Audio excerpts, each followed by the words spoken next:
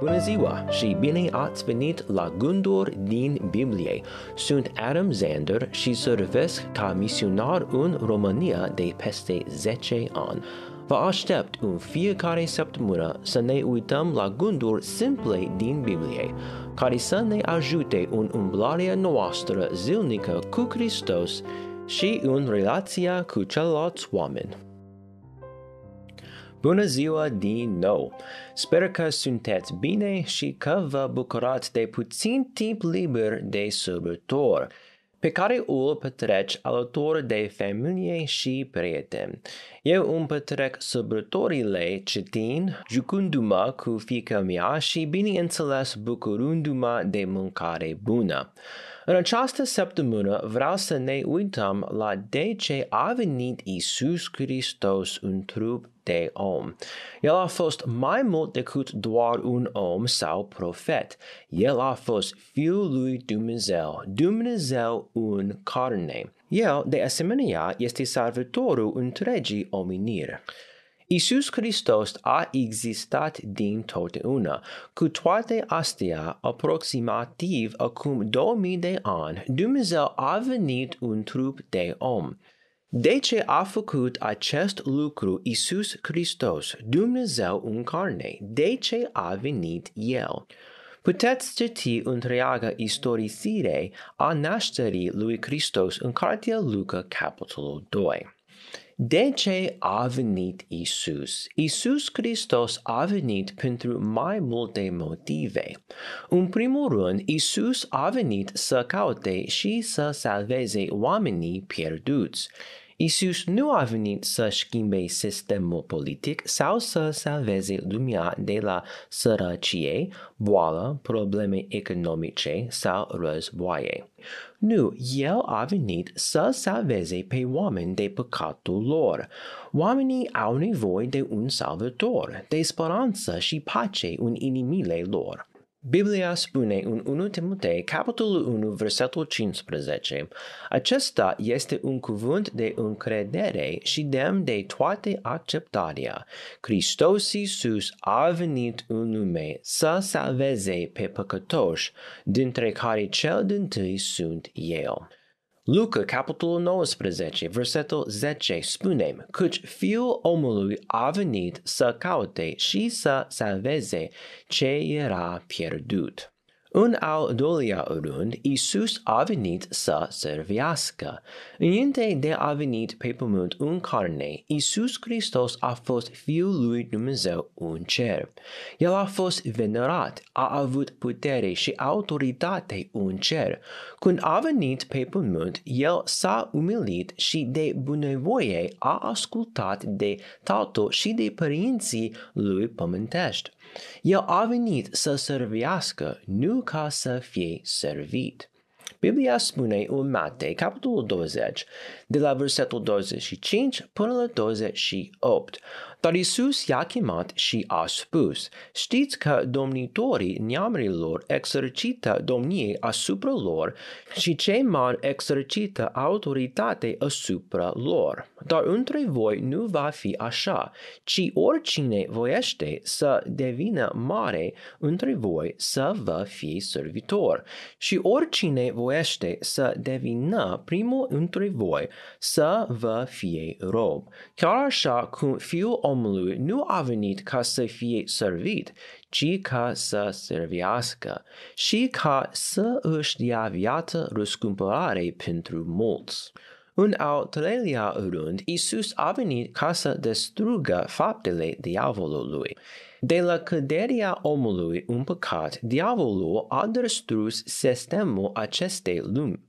Când Iisus a murit pe cruce, El a învins moartea și iadul. Prin Iisus Hristos, diavolul este învins. Biblia spune în 1 Ioan, capitolul 3, versetul 8, cel ce practică păcatul este din diavolul, fiindcă diavolul păcătuiește de la început. Cu acest scop a fost arătat Fiul lui Dumnezeu ca să destrugă faptele diavolului.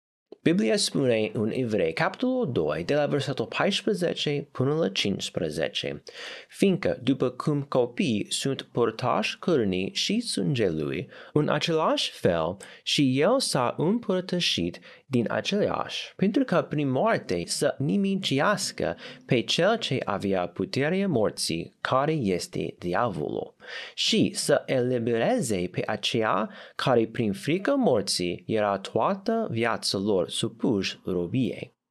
În al patrulea rând, Iisus a venit ca să împlinească profețiile. Să citim două versete din Biblie care ne spun acest lucru.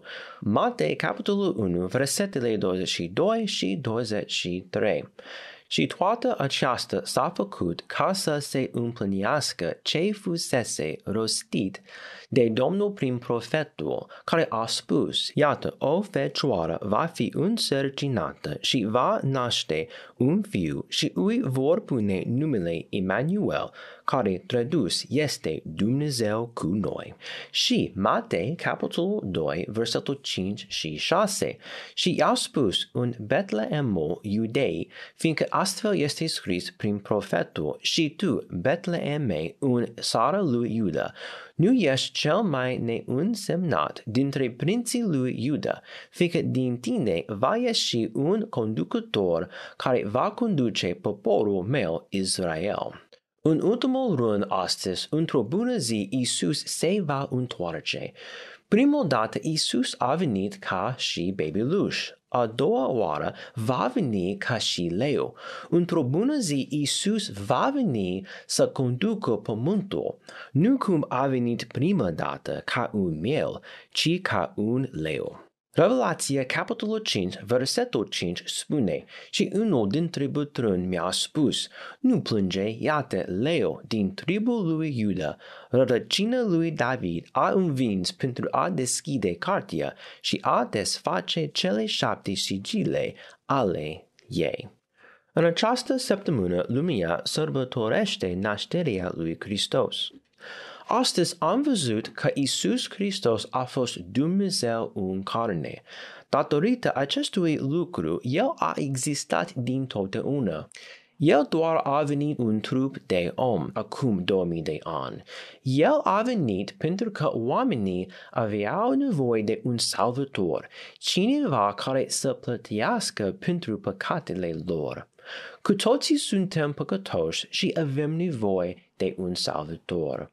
Biblia spune clar că iertarea păcatelor nu este prin faptele noastre bune sau botez, ci punându-ți credință doar în Iisus, pentru că El este singurul care poate să plătească pentru păcatele tale.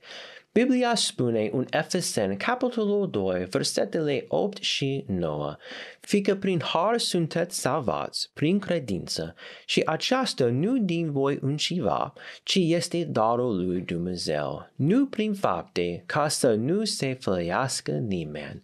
Și Roman, capitolul 10, versetul 13, spune, fiindcă oricine va chema numele Domnului va fi salvat. Salvarea este simplă. Cere lui Iisus să te salveze, încrezându-te doar în El să îți ierte păcatele, nu în faptele tale bune, botez sau că ești membru într-o biserică. Salvarea este doar prin credință în Iisus Hristos și în nimic altceva. De acest Crăciun, sper că te vei gândi la ceea ce a făcut Iisus Hristos pentru tine.